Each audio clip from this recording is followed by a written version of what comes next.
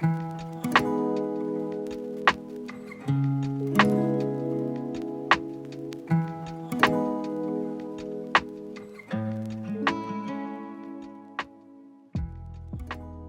guys, welcome back to Timber and Tobacco. I might look a little bit different. I've shaved a little bit. It's summertime.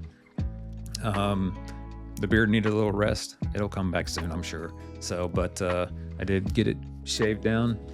Also, you can see that there's new digs in the background. It's actually a completely different room, and that's the video that will be video series that we'll be going over here in the next 2 to 3 weeks, just going through this cigar room build and things that worked, things that didn't work, and hopefully give you some insight if you want to try this project on your own. If you have any questions or concerns about the build, let me know. Just comment down below, and I'll get back to those as quickly as I can. Usually I'm right on top of it. So yeah, let's dive into ventilation. One of the things that we need to know first, before we begin this project, what are some of our priorities for the cigar lounge? And these may be different from person to person, but this is going to be my particular list, and we'll go through here and we'll just go over these items. So it's kind of like Fight Club. The first thing is we don't talk about Fight Club. And the second rule is we don't talk about Fight Club. Well, I'm going to do the top 3 are ventilation, ventilation, and ventilation. So that is the most important thing I am finding out in this project. I wanted to make sure to expel all the smoke and keep from that smell and smoke odor either traveling back through the house HVAC system. So this particular room, we have no supply vents in this room, and we also have no return vents in this room. So that being just a closed box for now is working out in our favor. You know, we're not having to worry about rerouting ductwork or shutting off vents or choking down return vents. The house system will perform as normal without us doing anything to that.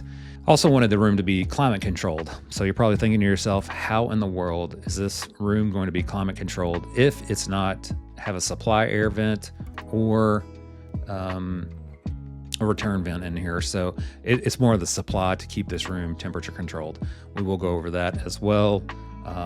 We'll see how it works when it turns cold. I might have to do supplemental heat in here, but just like a small little space heater. It'll do fantastic in this room. As for air conditioning, it's in the basement, and I'm running with the door closed in this particular room. I'm running about 10 degrees cooler than I am upstairs. So summertime, it's not going to be an issue. So that is working in our favor again. The next thing I wanted to have in this room, so we have ventilation, we have climate controlled in this room. The third thing is, as a tech nerd, I wanted to be able to control the room, either while I'm in it or while I'm away, just to monitor things. So I wanted to make sure that my ventilation system was Wi-Fi connected and was able to monitor what was going on in the room. The air purifier that I bought is also able to hook up to Wi-Fi, so I get it's got a monitor on it as well, so I can monitor the air quality in the room. I wanted the lights and lamps and wall lights all to work from Wi-Fi, and then the TV and audio as well work from Wi-Fi. So now that all of those systems that work from that Wi-Fi mesh kind of stuff, I can actually control everything from my iPad. I do have to switch between the apps that operate each one of the separate systems, but it's something that the iPad stays down here in the room. Power. All right, so there are some, our first topic of discussion, and just some of my nerdy math and the way I was trying to analyze this room a little bit. I probably overthunk it just a little. Anyways, but ventilation, there were some major things that I wanted to consider, things I needed to address. things that I wanted to make sure that happened. One, I wanted to know the air changes per minute for this room, how many times I could completely turn over cubic footage of this room in the matter of a minute. I wanted to make sure that the exhaust went to the exterior of the house. I didn't want to tap into anything. I didn't want to rely on like a bath fan and shooting it up in the attic or anything like that. I just wanted something that was directly connected to this room, to the exterior of the room. And then also wanted a separate temper control in this room with no direct HVAC that was hooked to the rest of the house. And that meant supply or returns in this room. Supply vents, if they're not running and you're smoking in that room, of course the smoke's gonna, no matter how well you're pulling, some of the smoke is gonna draft up back into those vents. And the same way with the return is actually gonna pull that smoke into the system, distribute it through the house. Wife's not gonna be happy, and that is it for the cigar lounge. So we did not want that to happen. So this room with no supply and no return, it wasn't an issue.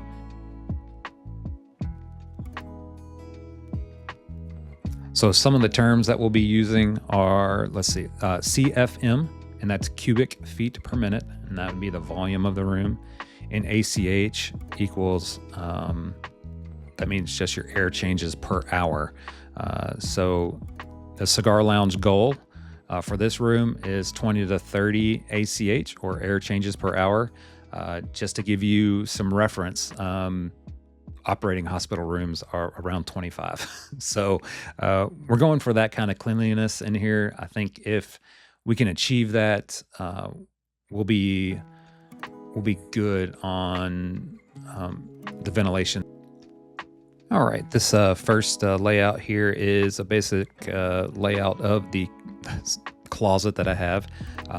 It is 13 foot long and 8 foot wide.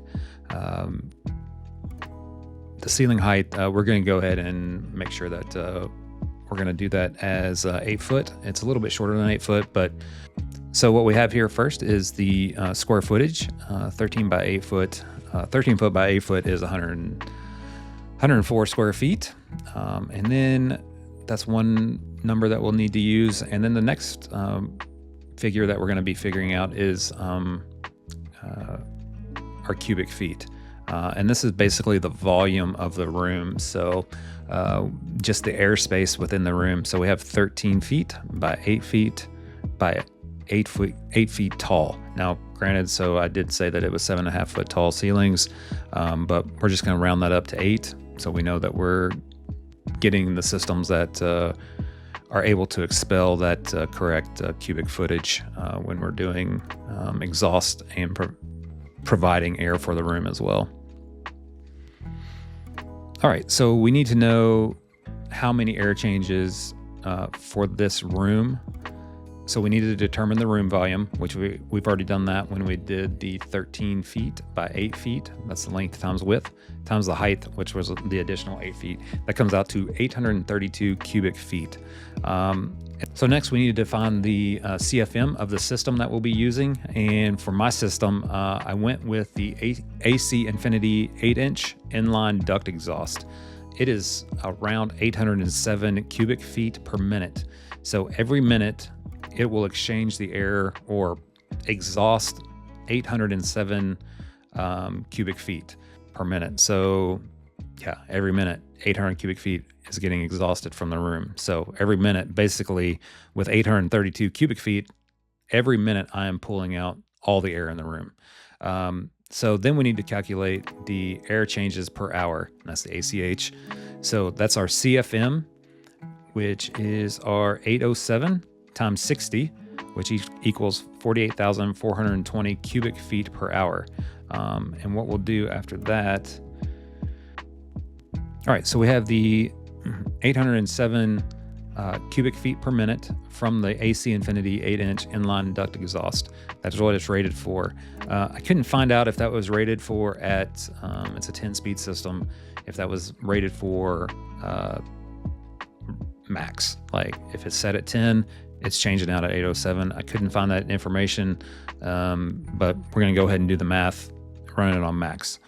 So if we go down through there, our CFM times 60 equals 48,420 cubic feet per hour. Now the times 60 is just the 60 minutes. So you're converting that to hours. Every hour, we're going to 60 minutes, hour. We're going to have 48,420 cubic feet that are being exhausted.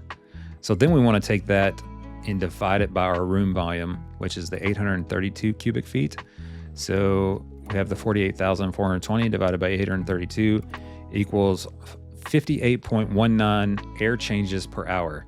So if you go back to what my goal was of 20 to 30 air changes per hour, we are well within that. So my theory is that, in my gorilla brain that I have, if this system is rating the cubic feet per minute exhaust at 807, then if I'm running that at 50%, then I can just cut that 58.19 in half, and I'm roughly changing the air over per hour 29 times an hour. So that fell within, it was actually towards the high end of my range that I wanted to hit. And so I'm super excited about that. We went with this system. Seems like it's going to work for this room. I can run it at 50%, which is going to knock down on noise. Easier on the system. I'm not running it at max all the time. Hopefully it'll last longer if I'm not having to run it full bore. So that's my thought process, and I'm going to stick with it. All right, this next slide is or drawing is of the layout basically of the basement. I have the exterior of the house labeled, show you where the mechanical closet is, and my work office off to the side here.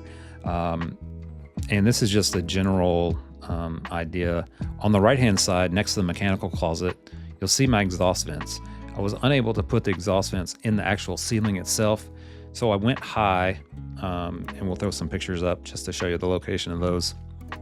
But I went as high as I could on that wall, and I have two.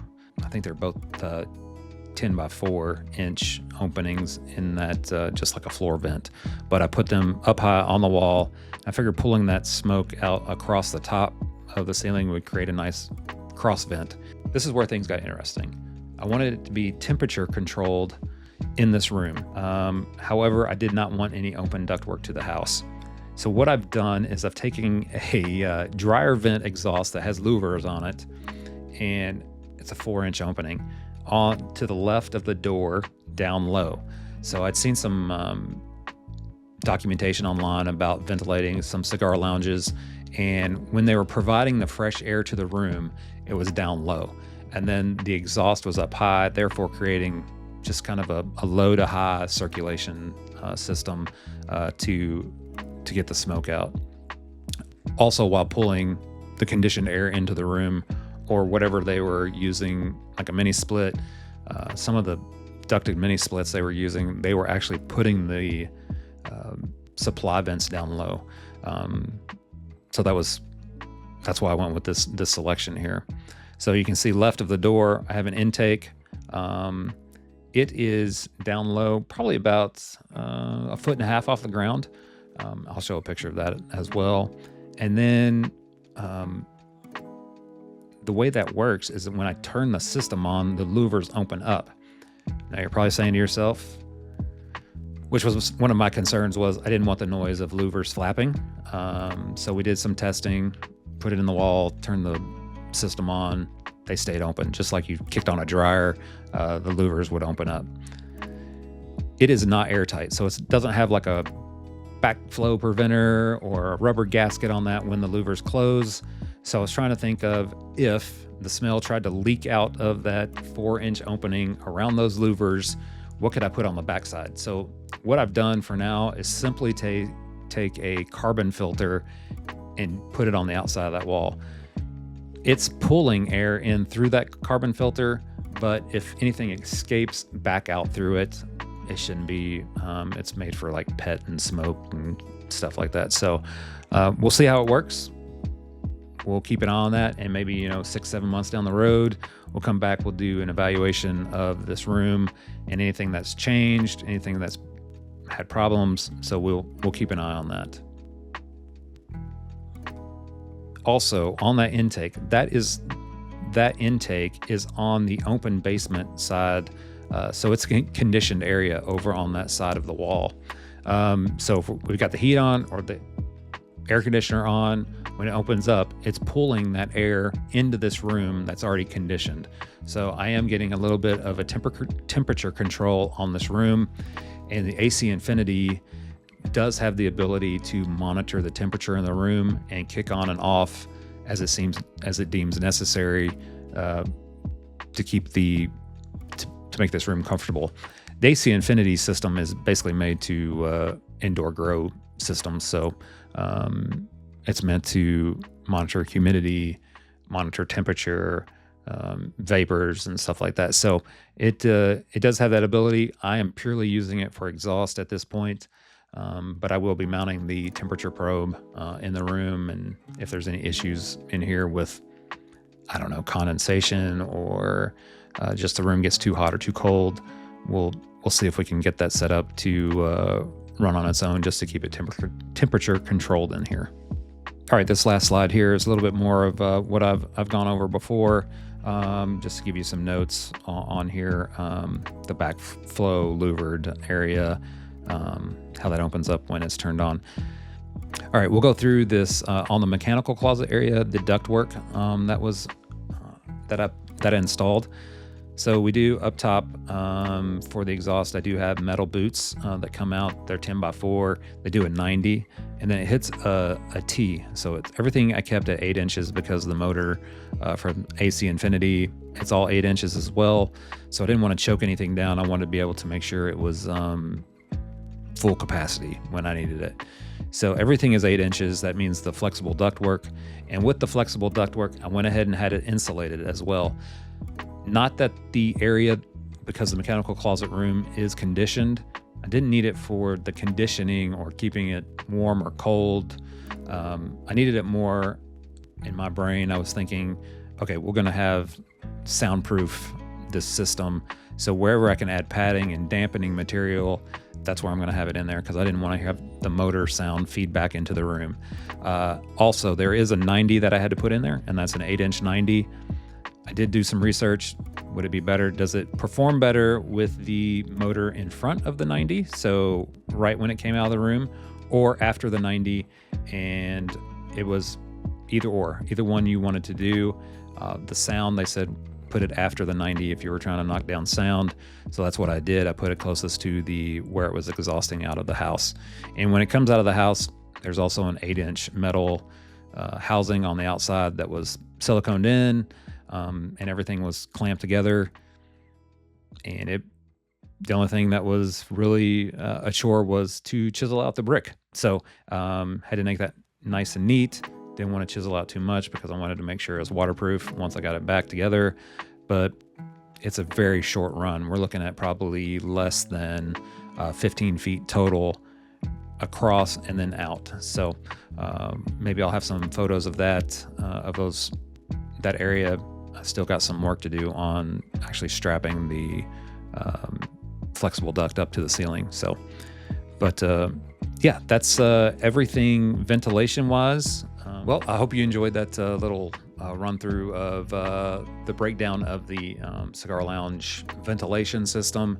And if you have any questions, don't hesitate to ask them in the chat below, and I'll try to answer those as quickly as possible for you. And if I don't know the answer, I will find out for you. So it's been fun kind of researching this. My little nerdy little brain sometimes gets wrapped up in the numbers and the mechanical efficiencies of things. So there was definitely some hurdles that needed to be jumped, or just making sure that I wasn't going to shortcut anything, especially on the ventilation system, and provide what I need for this room just so I can enjoy cigar smoking. It's just Kentucky, we definitely experience all 4 seasons, but sometimes it seems to go to the extreme. We'll have sub-zero winters, which not fun to smoke cigars in. I do like smoking cigars while it's snowing outside, but and then spring is nice to sit outside, but I've got horrible allergies. And that only seems like it lasts for 2 weeks before summer gets here, and it's 100 degrees with about 80% humidity. And in my short smoking cigar career, it seems like they do not like the humidity to be blasted upon them when they go outside. So I do understand Johnny OCD in his garage and sweating to death, and yeah, it is a problem. So I just wanted to be able to enjoy this hobby year round. So I become a little bit more involved too, because you get home from work and it's like, I don't want to sit outside when it's 90 degrees and I've been sweating all day.